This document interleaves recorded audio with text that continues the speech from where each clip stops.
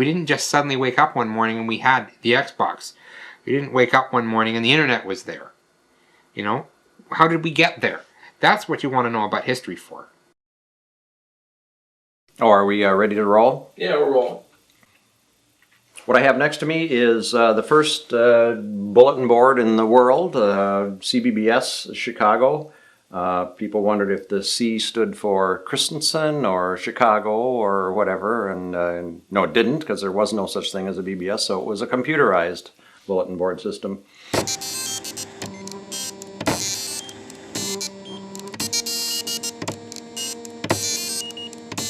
I would enthusiastically describe it to everybody. I'd be telling, my relatives, I'm like, so this is, I would dial up and I'd be talking to other people online, but not really talking, I'd be typing and leave the messages, and then later I can read more messages, and they all go, oh, okay, and they look like you've got some sort of disease or something. I say it's kind of like America Online, but really scaled down, And it's not an easy thing to explain. With this program you'd have on your computer, you'd dial a number, and you'd enter your name and password, and it would say hello, and then you could go to the messages, and you could read these messages. And then you could add one.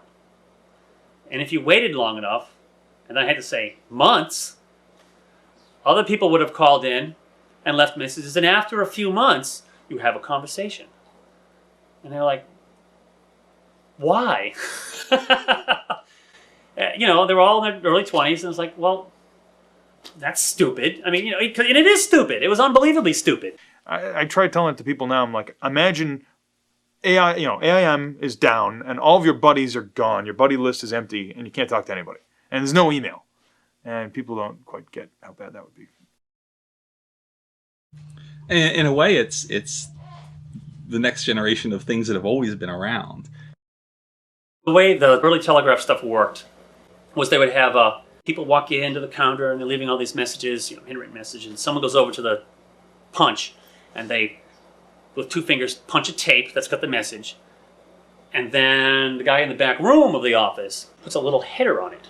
I've seen pictures of there's a rack with the tapes hanging from them, like dog leashes on a coat rack. And they tape them all together, and they put them into readers, and they're all transmitted over to some central routing place. And then they'll look at the numbers and they'll say, oh, this one, it's got the funny little codes that says OAK for Oakland. So then they would put the tape in the right reader and they'd route. So they're doing manual routing. So yeah, there's hardly any new things. I'm sure these guys were sending stuff, not for customer consumption. Because we know, because I have a lot of teletype and Western Union documentation and machinery. And we know that they inserted inter-office messaging in the stream. There's meta messages in the stream. How could they not chat?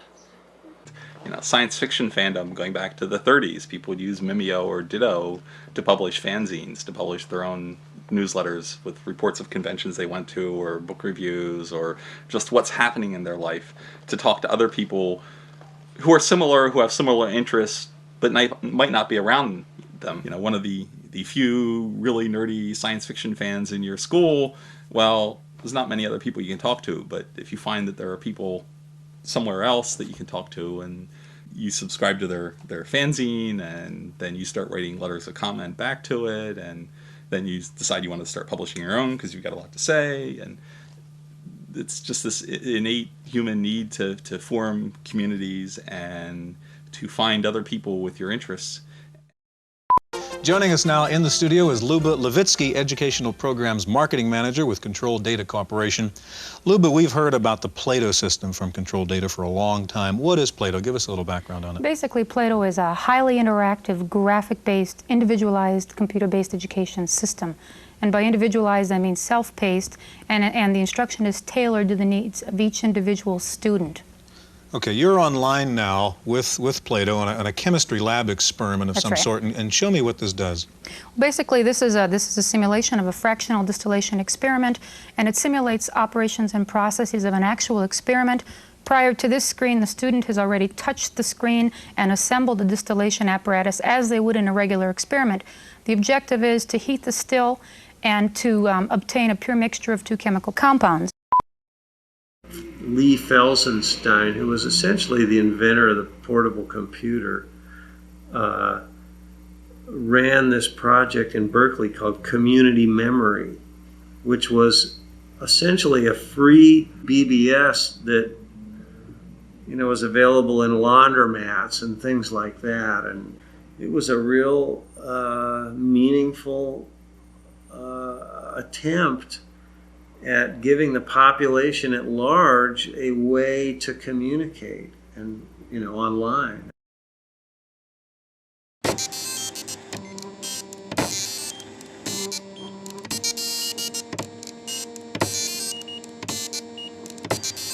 A lot of inventions aren't, an invention where one person comes up with an idea and goes off and builds it. A lot of inventions are where there's some idea that's becoming current. The technology's gotten up to a point where it's going to support it. A lot of people know there's a problem. A lot of people are working on it in parallel. A couple of them will come up with solutions. One of them will be able to get commercial success out of it. And, so Thomas Edison's the one we know as the inventor of the light bulb. The other people who were working on it at the same time don't get remembered. Randy Seuss and Ward Christensen were, we think, as far as we know, the first ones to establish a bulletin board. 1974, I learned about microcomputers, and the 8008 was out at the time, and asked what I needed to know, and got into digital electronics. And in 1975, the January issue of Popular Electronics had the Altair computer on the front cover, and I thought, oh boy, I don't have to design and build my own computer from scratch. I can actually buy a kit and have the fundamentals. And I didn't do it right away because I didn't want to be the only person with one. Hard to believe that that's now as universal as they are. So I went ahead and bought an Altair. There was this computer club that was meeting in the Chicago area, and CASH, the Chicago Area Computer Hobbyists Exchange. And that's where I met Randy, and he was the real hardware jock. I was looking for something more to do. And then this damn thing called a computer came along. I had a F8 development kit. This is back before there was any idea of there being a personal computer. It was a little circuit board with a processor. I hand-coded things that would add from 1 to 10 and divide by 7. It was just absolutely amazing that you could make this little thing do that. We said we had our own computer.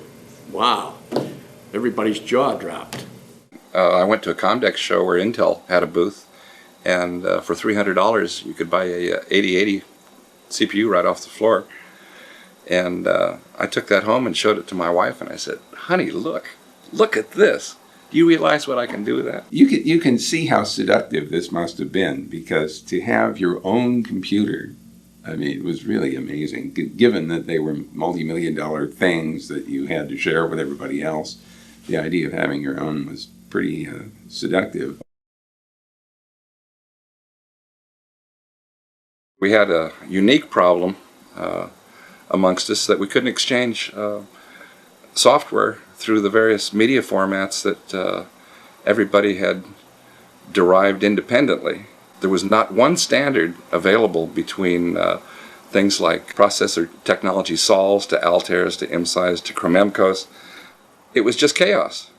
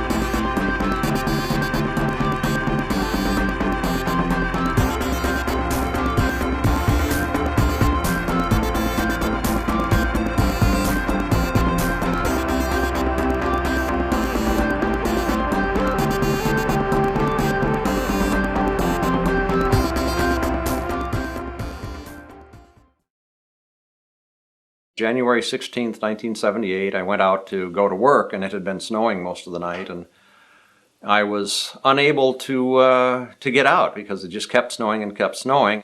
So I think I shoveled for like 2 hours and probably came in at like 9:30, 10 o'clock and realized I was not going to work that day.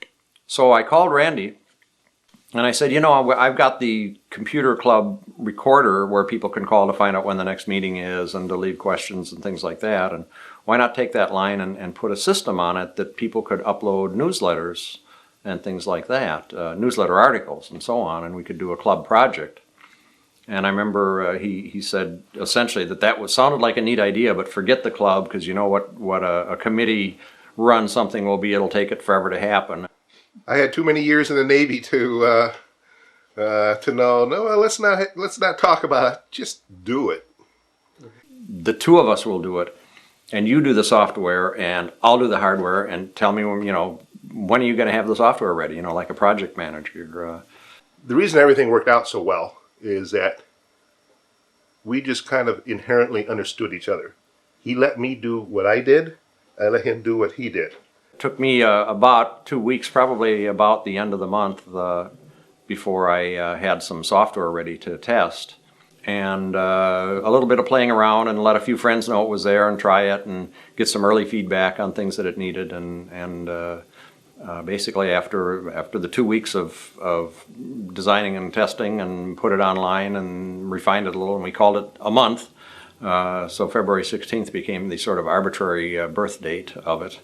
And it happened so quickly because of Randy's brilliant initiative in pulling it back from being a club project, which would take forever and would be something more like the ARPANET that I had been in, which had a lot of people talking about a lot of good ideas, but nobody was just getting down and actually plugging in their soldering irons, so it wasn't happening. The whole BBS thing was for our computer club to be able to produce newsletters. That was the whole idea of it. It worked. From wherever it went from then, fine. And that's how this beast came out of it, and ran for many years. And I don't claim to have done anything special. And it was sort of like if you bring two more than half critical masses together, it's going to happen. And that was what was happening to the technology at the time.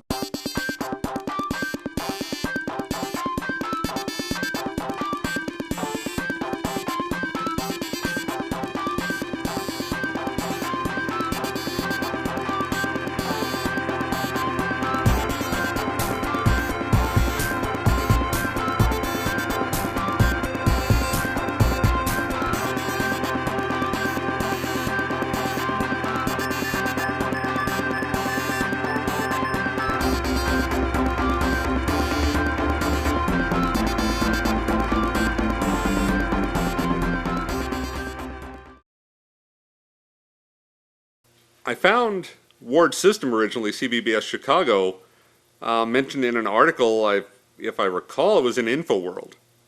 And I went, that's cool. And I called it. And played around on it and went, that's really cool. Used to read 80 Micro magazine religiously every month. And one month they brought out an article on bulletin boarding. We talked about it a lot at the local computer club. And a lot of them had seen the stories on Ward's system. It seemed like the same day we turned the thing on, it got its first phone call. And from there, just, kept going. CBBS Northwest, isn't that a little pretentious? You're kind of claiming this whole region, and you're this one system in this podunk section of Oregon. I said, well, hey, when I named it, I was all there was, this side of San Francisco. So that's when I got up on Bill Blue's Bellflower RCPM, and he had the big bulletin board list, which at that time was about 100 bulletin boards. Downloaded that list and started calling bulletin boards around the country, and it was always exciting. You never knew what was going to come up. Within 2 years, there was easily 200 to 300 phone numbers that you could call into the RCPMs, the RBBSes, the CPM net guys. We celebrated 100 calls. It took us almost 3 months to get 100 calls on the bulletin board because nobody had modems. Very few people were in it unless they either were active professionally in a related industry or perhaps had a lot of spare money. In the first phase, everybody was a computer hobbyist. You know, I'm one of these guys that my first computer came in a kit, cost me $3,000 in 6 months to put together. And you had to roll your own back in those days. An Altair 8800, really, boy, that was a machine you really had to build from scratch. It started becoming a surprise when I could find some of the parts that used to go into computers that show up at Radio Shack. Wow, you know, what's the world coming to? Well, the system operators in town were not computer hobbyists anymore. They would go out and buy or download a program, put the thing up. They had no idea how to program. They weren't interested in programming, which was fine. That was, the interest had changed from computer hobbyists to computer users. You could buy a TRS-80, download your friend's software onto it, and now I'm a BBS. No, they didn't have to know a damn thing. All they had to do was have a phone line, and they could say they were a sysop. High schools were full of sysops. It's Crazy Eddie's greatest home computer sale ever, and Crazy Eddie's going home computer crazy with the absolute lowest prices anywhere on anything and everything in home computers. Atari, Texas Instruments, Commodore, even the new low-price Timex Sinclair. Crazy Eddie's got them all the latest software too. Shop around, get the best prices you can find on home computers, then go to Crazy Eddie and he'll beat them. It's Crazy Eddie's greatest home computer sale ever, and Crazy Eddie's going home computer crazy. Crazy Eddie, his home computer sale prices are insane. Well, one summer I'm saving up my money for a jam box, you know, because I'm a teen and that's what you do. And I had a friend who took me to play computer games at this comic book store. I was a big comic book collector, and I read in a Superman comic where they had one of these sponsored insert comics inside the comic book. It was these two kids helping Superman fight some weather demon or something by using their TRS-80 Model 100 computer in some capacity to help them. And I came home and I said, you know that computer you've been telling me you wanted? We're going to get one now, and I'm going to put my money from the jam box towards this. And I just thought that was the coolest thing, that this computer actually was so powerful, it helped Superman. I sold my Atari 2600 in a box of cartridges to get my VIC-20. And because I thought, well, you know, I can invest in video games forever, but this is a computer. I think my dad got it because it made him feel like my kids are smart. And so instead of getting them toys for Christmas, I should get them this. I used to copy and trade video games with my friends, which led to one of my buddies saying, "Hey, do you know what a BBS is? And they're, you know, you can get games for free and all this stuff on these boards." I mean, all I know is pirate BBSes. Of just like the idea of like I'm talking to people and they could be anywhere and I don't know who they are. That's really neat, even if a lot of them turned out to be really boring. The evening of December 25th. You could, you know, for years you could see, you know, some of the boards just got clobbered. Oh my God. Forgot it's the day after Christmas. We're not going to get on any boards today at all. In fact, I think a lot of people will actually use this as one word. 12-year-olds who got a modem for Christmas. You had this mass of new callers that had no clue. And I know a lot of boards, mine included, a couple of years, we'd actually close the system down to new users for the first 2 months out of the year. Go cut your teeth someplace else. We don't want to hassle with it. For those of us who'd been there for many years, who'd had lengthy conversations as well as all the different types of interaction that had happened there, the sudden influx of Van Halen rules messages and the message counts just went through the roof because they were all very short, one sentence, me too kind of messages. Their behavior just wasn't very adult-like, and they would really mouth off and bash people and steal their code. And yeah, a lot of them were just pure anarchists too. You know, they just love creating chaos. It gave us a voice that no one had before. We had no idea what to do with it. You took sticks of dynamite and handed them to 12-year-olds and said, now, if you can find the lighter, you can make this go boom. And, well, we found the lighter.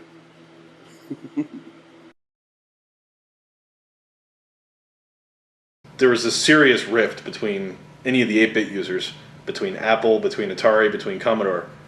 I refer to them as Ford versus Chevy arguments. There was always this big argument between people who thought Chevy was the best car make and people who thought Ford was the best car make, and there were always this rivalry and this fight between them for what seemed like a completely pointless thing. People get really, really heated. They get very, very defensive of their computers. It's not like you go and you buy a stereo or you buy a blender or toaster. A computer is a very, very personal thing. It's an expression of how you want to work, how you want to do things. It becomes an extension of yourself, and you tend to protect your own. Each had their own group of followers. Each group of followers was very faithful to the company they chose. Well, Ataris were the best computers ever made. Forget it. The Apple II was the only software thing in town. The Commodore, I think, did more to get people into computers than anything else on the planet. When you thought of Atari, you thought of the highest quality, the best games, the best of everything. So it made sense that, if they come out with a computer, God, it's got to be the best thing around. The Apple was the ultimate hackable piece of hardware. The Lisa was beautiful, so I fell in love with Lisa. Tandy did have a great computer, which you may be talking about, the Coco, the color computer. 64, it was everywhere. They're great, because they're the coolest. You understand what's going on with an Apple II. It's not going to trick you. Nothing sneaky is going to happen on an Apple II. They break down, you put them in the closet, and they heal themselves. The Commodore is definitely the one that I have like 10 of them at home, just in case. I'll have one till the day I die. And so they would invent in their own minds any justification to show that the other computer was a piece of crap. And we used to call the Apple people the blockheads because everything was in capitals. They never used their shift keys. Oh gosh, we hated Trash 80. And a TRS-80 guy would never own an Apple, and an Apple guy would never own a TRS-80. I think I didn't like the Commodores, just the way they were shaped. Actually, IBM was kind of like the enemy. The Trash 80s were toys. I remember seeing people, viciously attacking people non-stop in the message boards. They were people that I would actually follow a guy around and keep an eye on him and keep lashing out at him on multiple, bulletin boards. I mean, it got that serious. If you were a Commodore user and you were on our bulletin board, it had to be because you told us you had an Atari or an Apple or a PC. We had zero tolerance for Commodore. And not for any practical reason, except for the fact that you have to delineate yourself from somebody else. We're the Commodore free zone. So that's what we were. So that was probably where a lot of the emotion came from. It's like, why are you making fun of my computer? It's a computer just like yours is. But this extended off of the bulletin boards, these wars, because you would walk into a store and you would hear some Commodore kid that would see somebody looking at an Atari computer getting ready to buy it, and you go, you don't want that. It's not powerful enough. It can't even run a disk drive. It can't run this. And I remember myself personally stepping up and going, and getting involved in that. And saying, you don't know what you're talking about. We have robotic arms, we have Corvus disk drives, we have this, we have that, we have all these sorts of things. And you'd see the two people that were kind of looking at the computer to be kind of like, stepping back some way, like, okay, let's get out of here. One of the local electronics stores had set up a BBS that they were running out of their electronics store on this Amiga. And, well, that just would not do. Right. And so various people at various times would go up to the store, and they would have this BBS just running on this PC, and they would disable that BBS. Just take it offline, remove the mouse ball, set it aside, or do something. So now they can't do anything on their computer. I remember him making threats against the sysop of that. Now, he was 16 probably, and the sysop was an employee of the store. And he's like, you got to take your board down, or something bad is going to happen. I remember him coming home and saying, I just followed the guy home from work, and I threatened him from my car and told him, you got to take your board down. And I'm like, what in the world are you doing? And so then we stole the mouse ball from this computer, and he posts this plea on the bulletin board. Anybody who knows where my mouse ball is, because this is a time when you can't get replacement parts for the mouse balls. Anybody who knows where a mouse ball is, please let me have it back, the biggest advantage it had that I couldn't put this to words then, but the biggest advantage was I had one. Being a natural pack rat, I got a fundamental problem with paying to throw things away. It's bad enough to actually get around to finally throwing something away, but to pay to throw it away, that just hurts. I mean, like for instance, you kept the manuals all this time. Oh yes, of course. What is it without manuals? I've got all the manuals up there. I got printed out docs to my most used shareware stuff. Oh yeah, keep the manuals. From where this thing got deposited, 10 or 15 years ago. No, 15 or 20 years ago, more likely. But to work with my K-Pro, my Signalman 300 baud modem, which when I got it, I thought was the greatest thing going, and even the speed didn't seem too slow, since the printer I had at that time was a 30 character per second printer, so they were both about the same speed. And I used this for a couple years until 1200s finally became affordable.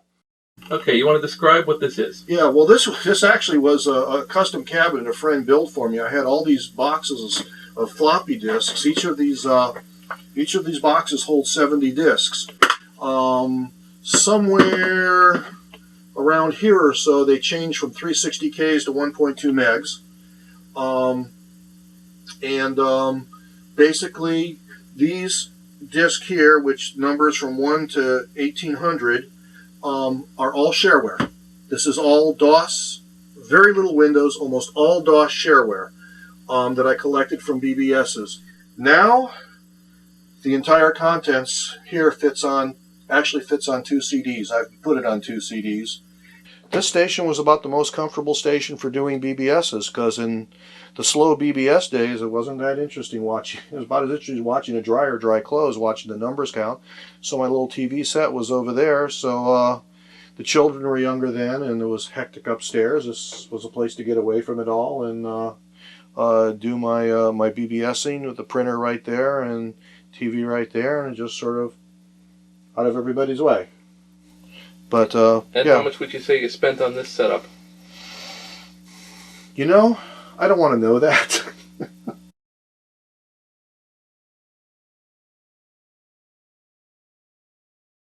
Listen to this.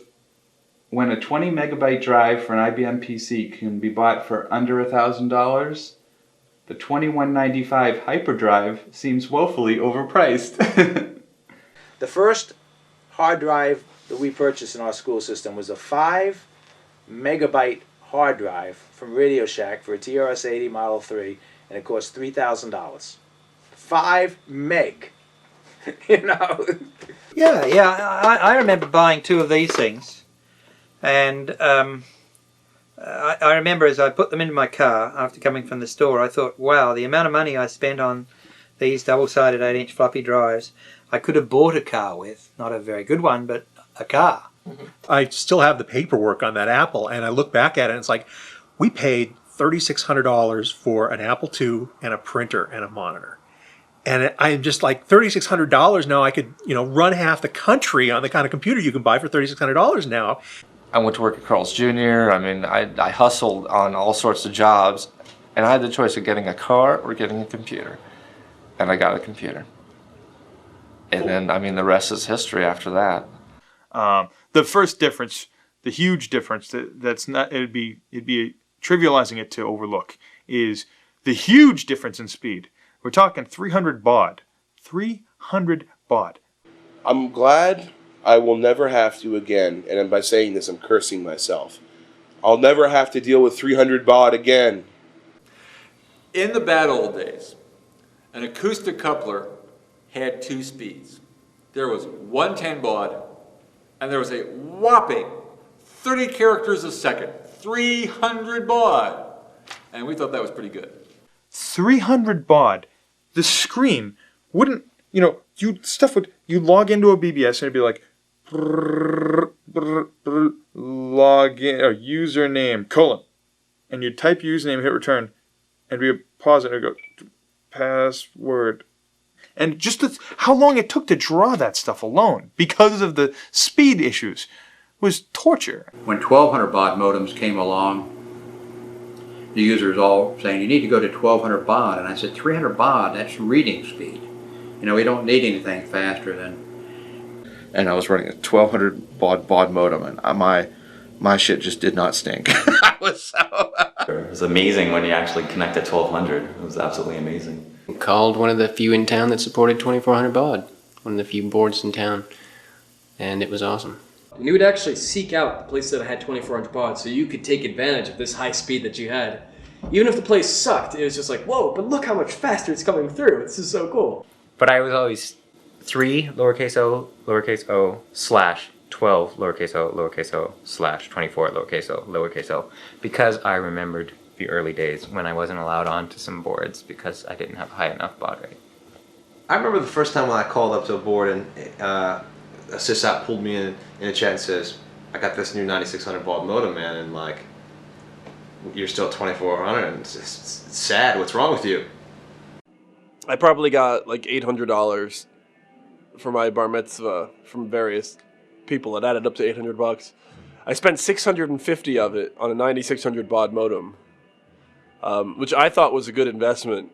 $650 for a 9600 baud modem, which of course, as soon as I bought that, they dropped down in price.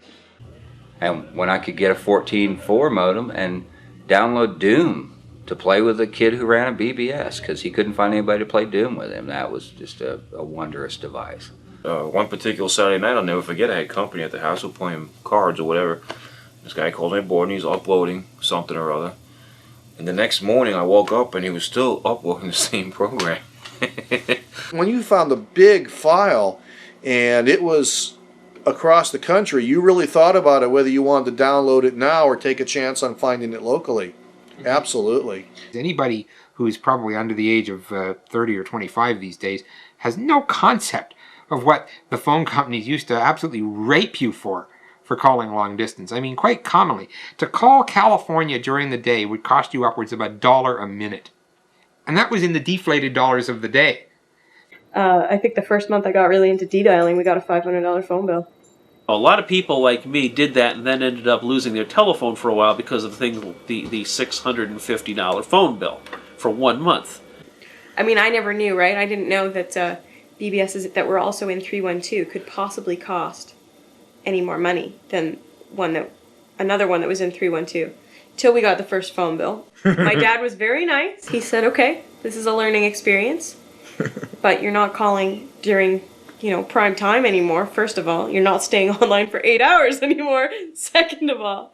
I mean, I was the expert on what the phone book, in the Yellow Pages, if you turn to the front of the Yellow Pages, they had all the plans laid out that you could get in Massachusetts. So we actually spent time saying, okay, you can call where, and where can I call? Okay, now that means we now have a combined calling area of this much. Pulled out page 17 from the Yellow Pages, which said, okay, if you live in this town, here's the, this is what phone numbers start with, that are local to you. So we used to figure out exactly where the bubbles lied and where they overlapped so that we could make those calls. So be like, okay, well, here's a page long of, numbers which I've got. All right, this one is 376. Okay, that one's good. Mark that off and I would call that one up. And I actually had to call Illinois Bell, when they were Illinois Bell, and ask them for what they call a band chart.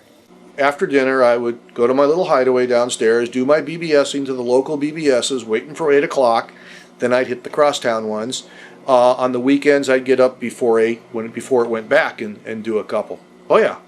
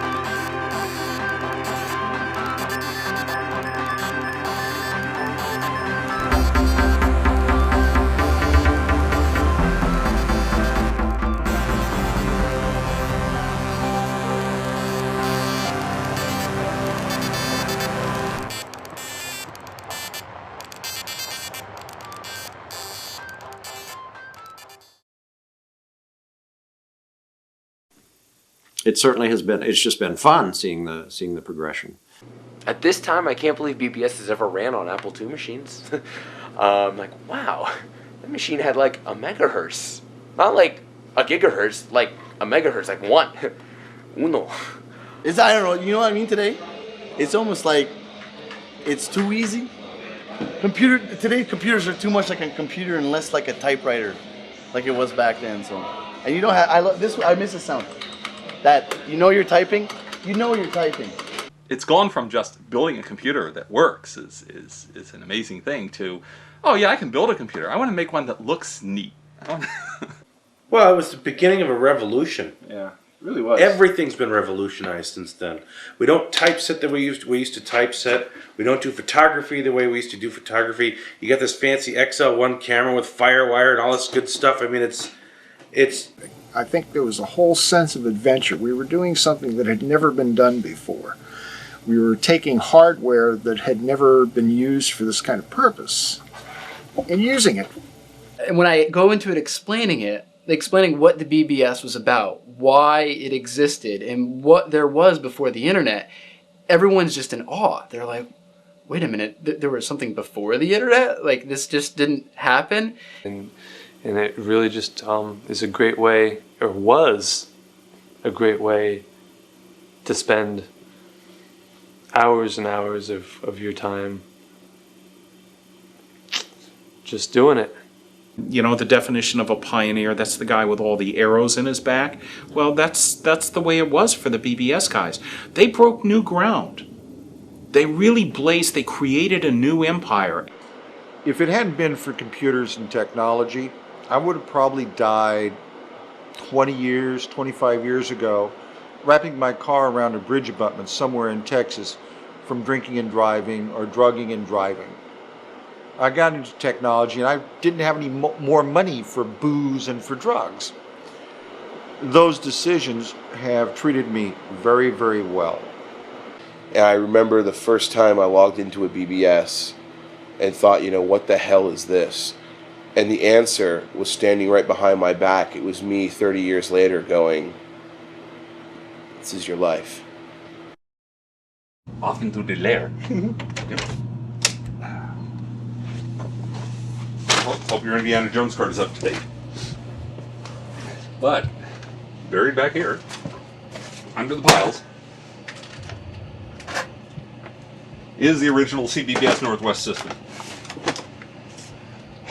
Not in its original configuration right at the moment. I mean, I've still got all the cards, all the original cards, even the PMMI modem card is still rattling around in a box. But the original CPU, the whole thing, that box, for 13 years just sat there pretty much happily and took phone calls. It certainly has been. It's just been fun seeing the progression. The whole BBS thing was for our computer club to be able to produce newsletters. That was the whole idea of it. It worked. From wherever it went from then, fine.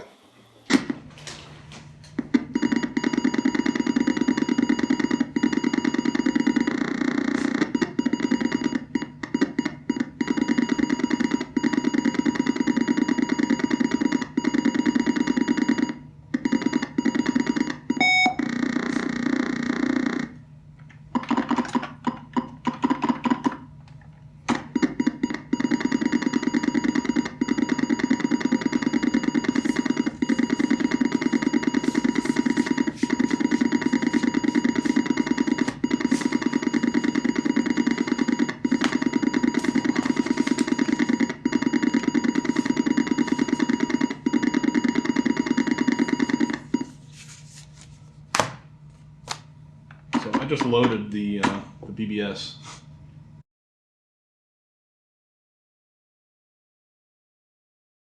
My brother actually used to say, "Oh, are we going to play loading again?" Because he was used to his Intellivision where he just pops a cartridge in.